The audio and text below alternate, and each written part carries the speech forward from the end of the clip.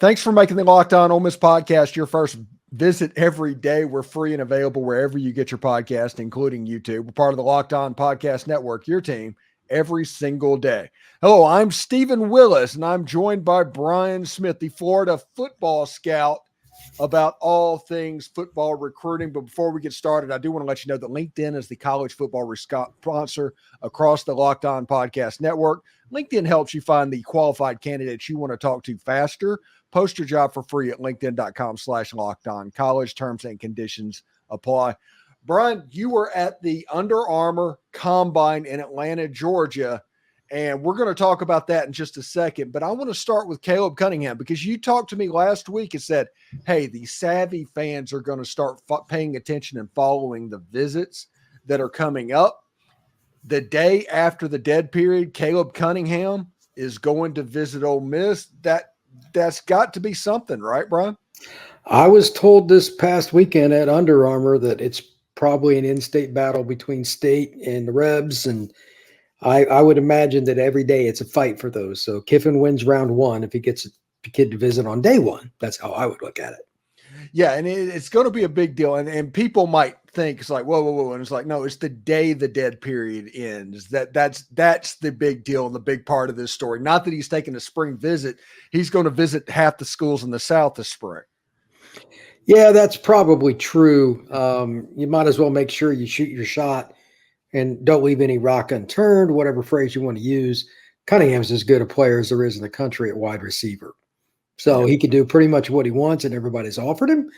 And he's going to kind of go around and figure it out. But, again, I've been told Mississippi State or Ole Miss is probably where he's going to end up. Well, obviously, Under Armour had their big combine event in Atlanta, and it was actually a big event for Ole Miss targets as well. We'll start with Akylin. Akylin obviously went there and performed well because he walked out of there with an Under Armour invite to the National All-Star Game. What did you notice from seeing Akylin? Did you notice like his pass catching? What caught your eye there? First step, explosiveness, which probably doesn't surprise anybody. Like if you're standing behind him and at these events, the key is the proximity. You're 10 feet away from them doing something. There's no hiding. You know what I mean? And his first step, how low he explodes out, it just says running back, like NFL running back. So he can change direction. I don't know if you saw the post that he put up on Twitter recently, but he's like 5'11" and a half, 6 foot, somewhere around there. And now he's 210. So he's put on, and he looks, I stood next to him, shook his hand, like he's a big dude, but he doesn't look overweight. Like he carries it perfectly. He's what you're looking for. He's an Emmitt Smith kind, a little taller than him, like that frame, but with even more explosiveness in a straight line. So I didn't see much of the pass catching stuff. I didn't watch a whole lot of that because they can't hit. It drives me nuts about these combines. The running backs and linebackers kind of get the lower end of it, but I already knew he could do that stuff. I wanted to see just how explosive he was in a small sample size, and it's ridiculous. Yeah, and it's a situation when even if you watch the huddle video for Akylin and look at it, you would never guess that was near touching 200 pounds. He runs like a much smaller back, and I mean that in all the compliment ways. Yeah, he's not like enormous, but like his mass is just all muscle. He's not a flabby kid anywhere. He doesn't have an ounce of fat in his pinky. So that's probably why he's so confident and why his recruitment's going the way it is. He's got everything lined up, real sharp kid. So, yeah, he's got the world at his feet. Another player that you started mentioning a couple of weeks ago, honestly, you asked me about him specifically, is Cortez Thomas out of Holmes County, Mississippi. He got an Under Armour All-American Game invite as well. I don't know if he's accepted it. He probably will. I'm assuming. I think Demetric Wright, one of the big handlers, is in the San Antonio game. And if people doesn't know how all of this works, it is a fight to get these kids, and it is personal, it's private. You don't know what's going on behind the scenes. But if Cortez Thomas goes to the Under Armour game, what did you see from this player? What do you think he is going to do moving forward? His back pedal is even more fluid than I thought. He's, again, you can't lie. I went through and watched every rep for the DBs when they go back and forth and do the specialty things that either you can do them or you can't. It's God given. He's one of the kids. I didn't even look at the numbers before I watched. I wanted an honest opinion. And then I just kind of like made notes. He was one of the 4 or 5 out of like 30 DBs that you went, okay, I need to know who that guy is. And then when I found out and kind of looked at him like, okay, well, this makes sense now. Long, he has the length that you're looking for, and he changes direction like a 5'9" guy. So he's a kid that everybody wants now. I guarantee his offer list will go through the roof in the months of April and May.